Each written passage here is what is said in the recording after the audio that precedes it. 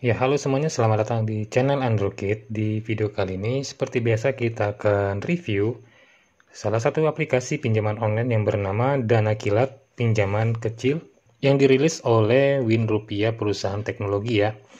Nah, kalau kita lihat di sini di Play Store, mendapatkan rating 4,5 dan sudah di-download lebih dari 500.000 pengguna Android. Nah, yang di sini kita lihat ya teman-teman, di bagian sini kita lihat ada beberapa review dan juga memberikan semacam ulasan ya. Dan di sini semuanya pada bintang-bintang 4 dan bintang 5. Nah, di sini saya sudah mendownload di aplikasinya di perangkat saya. Nah, seperti ini ya teman-teman. Di sini teman-teman bisa lihat tampilannya seperti ini. Kita lihat di sini ada bagian tombol pinjaman saya dan di bagian pinjaman. Nah, di sini ya teman-teman, kita lihat di bagian sini kita mendapatkan pinjaman maksimal yang ditawarkan adalah 5 juta rupiah.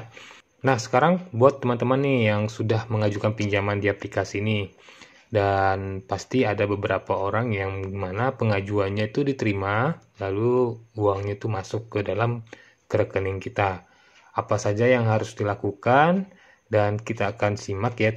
Jadi, saya sarankan teman-teman jangan skip-skip video ini, dan jangan lupa untuk like dan subscribe ya. Nah, teman-teman, jadi Dana Kilat ini adalah aplikasi pinjaman online yang tidak terdaftar di OJK ya, artinya ilegal. Dan ini sebenarnya pinjaman online Dana Kilat ini tak jauh beda dengan pinjaman-pinjaman aplikasi pinjaman online lainnya ya. Nah, perlu teman-teman ketahui ya, sebenarnya kebanyakan pinjaman online yang tidak terdaftar di OJK itu tidak ada niat untuk memberikan pinjaman. Sebenarnya mereka itu kalau saya bilangnya mereka ini adalah modus penipuan ya. Mereka hanya memberikan iming-iming mendapatkan pinjaman, tapi pada faktanya nanti ya, misalkan nih di sini kan tulisan 5 juta. Terus ada dibilangnya tenornya itu misalkan kalau dilihat di Play Store-nya, mereka mengatakan bahwa aplikasi ini memberikan tenornya itu minimum ya 91 hari ya teman-teman nih. Tapi pada faktanya nih, kalau teman-teman misalkan dapat pinjaman di aplikasi ini, itu hanya 7 hari saja, nggak sampai berpuluh-puluhan hari, cuma 1 minggu teman-teman harus disuruh bayar. Nah, biasanya kan tuh sebelum pas saat pengajuan, mereka kan kirim uang tuh langsung ke rekening tanpa sepengetahuan kita. Terus tiba-tiba langsung mereka di aplikasinya sudah ada tercantum tagihan kita kan gitu.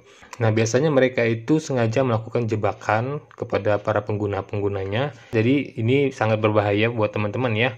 Apalagi kita sudah mengajukan pinjaman dan kita sudah menyerahkan beberapa data informasi pribadi kita ke pihak pinjol Dana Kilat ini.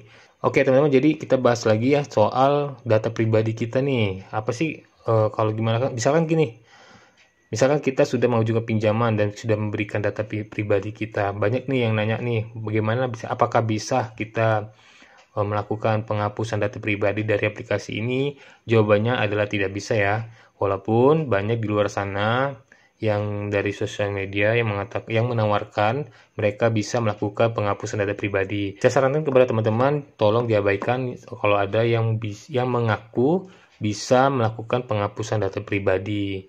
Karena pada dasarnya sebenarnya itu tidak ada ya, tidak bisa.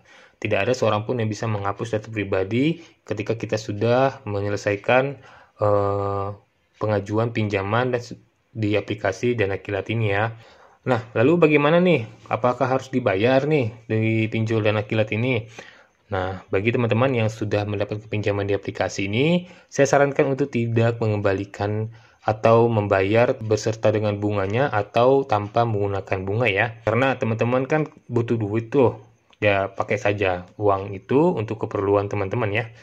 Jadi saya sarankan sekali lagi, tolong jangan dikembalikan. Karena kalau kita kembalikan itu bisa lebih bermasalah lagi. Nah, ketika kita melunaskan uang di pinjaman di aplikasi Dana Kilat ini, biasanya mereka langsung kirim uang lagi ke rekening dengan jumlah yang lebih besar. Sehingga ini menjadi masalah baru kan. Kita jadi ada pinjaman baru lagi dan harus dibayar beserta dengan bunganya.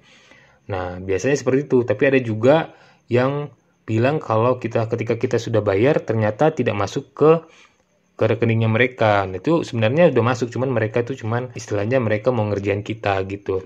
Nah, itu. Jadi kalau bilang ada desi lapangan nggak dana kilat, itu tidak ada. Nah, kalau sebar data gimana nih? Nah, kalau yang sudah-sudah itu biasanya mereka melakukan sebar data ke semua kontak.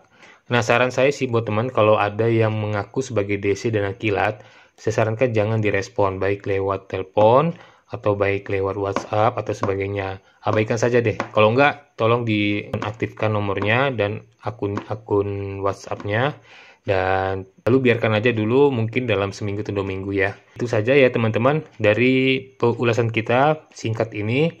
Jadi sekali lagi buat teman-teman, kalau ada teman-teman mengajukan pinjaman di sini, lebih baik dihapus aja aplikasinya dan gunakan saja, kalau memang perlu gunakan saja aplikasi yang legal karena lebih aman dan lebih terpercaya ya. Oke teman-teman, mungkin itu saja dan sampai jumpa kembali di video berikutnya.